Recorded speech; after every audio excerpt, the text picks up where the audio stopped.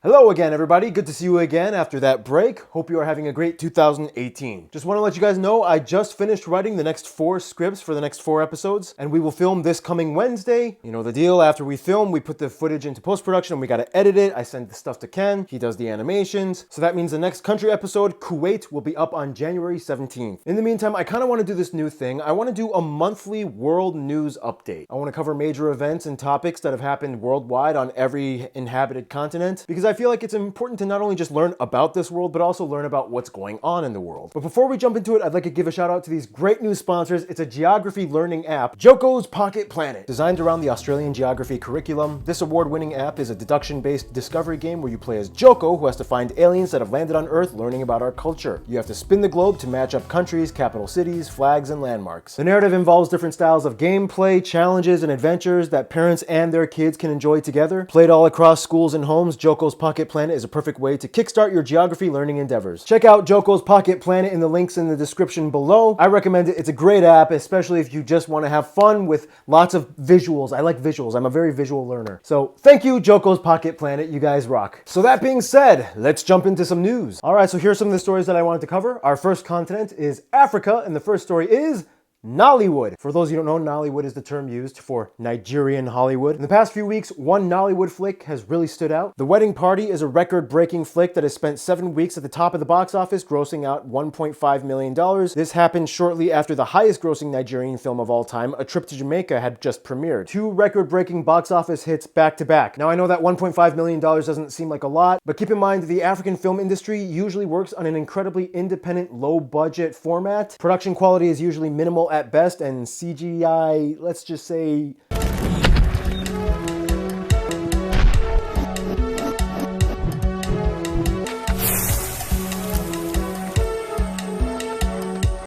yeah, but considering this exponential growth in film revenue, it really kind of seems like the African film industry has a promising future. So who knows? Let's see what happens. Next continent, South America. The story, phantom workers. As the new year rolls in, Argentina's parliament has cracked down and has started to begin proceedings on removing phantom or gnocchi workers, as in people who only show up once a month to collect their salary checks. The government has now implemented a new attendance control system and has begun removing 160 parliament members from their positions, and 30 have already resigned after confronted with evidence of their absenteeism. I mean, I get it. People always try to work the system, but I mean, come on, if you don't show up for work, that's not good. So, good for you, Argentina, getting things done. Next continent, Oceania, specifically Australia. The story, Devil's Breath. 9 backpackers from France, Germany, Italy, and Morocco were sent to a hospital around the Perth area in Western Australia after they had just taken a drug that they thought was cocaine, but apparently it wasn't. Professionals tested the substance and found out that it contained hyoscine, also known as the Devil's Breath, which in high doses can cause seizures, paralysis, and unconsciousness. Cocaine and other such substances are illegal in Australia, and right now authorities are looking further into this. Next continent, Asia, we have 2 stories. The first one, Iran protests. Now, this story has been going on for over a week, so I feel like it's not really new or recent news. But basically, for those of you that don't know, earlier on this year, mass protests has sprung up over 40 cities across Iran. The unrest was initially sparked by inflation rises and corruption, which then turned into a fight against the elite. Some people even shouting death to the dictator in reference to the Ayatollah. The protests are mainly centered around economic issues. However, as of right now, it's kind of spiraled into more and more things. The Ayatollah and government have blamed outside enemies for causing this disruption. Of course, they haven't specifically specified on who the enemies are, but if you look at Iran's diplomatic measures, you can probably figure it out. After sanctions were lifted in 2015, a lot of the population assumed that the new revenue resurgence would trickle down into the population. However, it kind of didn't, and to this day, unemployment is still at around 12%. The cost of food and other such items have increased. The government has also encouraged counter-protest by pro-government forces. They claim to have squelched a lot of the opposition,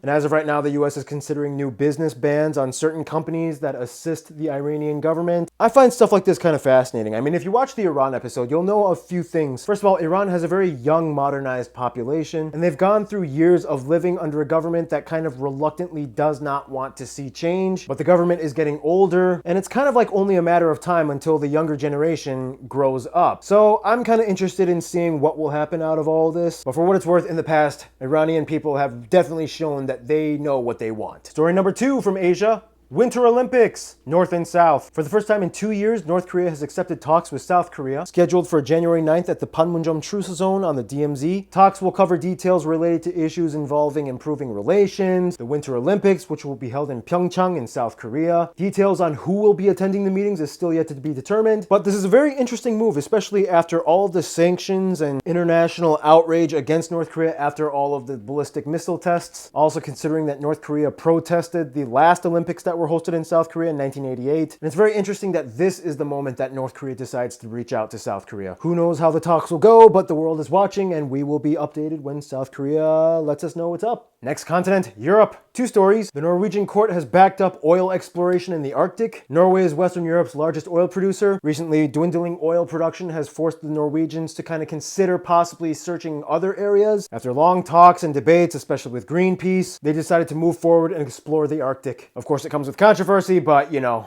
gotta make that oil. Story number 2, stolen jewels. On Wednesday, the Qatari royal jewels were stolen from a display in Doge's palace in Venice. The jewels were worth millions and millions of dollars. Police say the alarm was not working properly when the thieves acted, and the alarm sounded off too late after the items were taken. It's doubtful that the thieves would be able to sell the items off the black market due to the fact that, you know, they could be easily recognized. So if they were able to make any profit from it, they would have to take out the jewels individually and sell the pieces by parts. To this day, the authorities are still looking and investigating into the incident. And finally, the last continent, North America. 2 stories. First story, the cold hurricane. The bomb cyclone has officially hit the East Coast, causing more than 3,000 flight cancellations as snow and frigid winds pummel the land. From satellite images, it literally looks like a freezing hurricane. Story number 2, marijuana and Jeff Sessions. A few days ago, Jeff Sessions, the Attorney General of the United States, rescinded the Cole memo, which was put into place during the Obama years. This memo basically gave the rights to the states individually to vote on whether or not they wanted to legalize and decriminalize marijuana by whatever protocol they thought fit. As of right now, 8 states and DC have legalized recreational marijuana, and 29 states have legalized medical marijuana. This sole act of Sessions rescinding the memo is kind of strange, considering that the majority of people, both Democrats and Republicans, are in favor of legalizing marijuana. Even Trump during his campaign was in favor of the Cole memo. But he was also the only presidential candidate who was campaigning saying he would use federal authority to shut down sales of recreational marijuana in states like Colorado. Yeah, I wouldn't do that, no.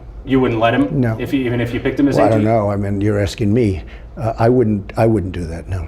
Yeah. So you think Colorado should be able to do what it's doing? No, I think it's up to the states, yeah. I'm a states person. I think it should be up to the states, absolutely. For those of you who don't know, Trump is really not a fan of Jeff Sessions. And you know, honestly, at this point, it's kind of like we have a lot of big problems. Quite frankly, I find it strange that this whole issue is such a central part of contention in our country right now, considering how many bigger issues we have. I mean, taking away state votership is almost, to me, it almost kind of seems like a very unnecessary evasion of like real issues. But anyway, politics. But yeah, those are pretty much all the main stories I wanted to cover. I'm pretty sure there are so many more I could have done, but it's my first time doing this. Come on, give me a break. It's my first time. In the meantime, thank you for your patience in waiting for the next country episodes. January 17th, Kuwait will be out. In the meantime, thank you for watching. Subscribe if you'd like, and stay cool. Stay tuned.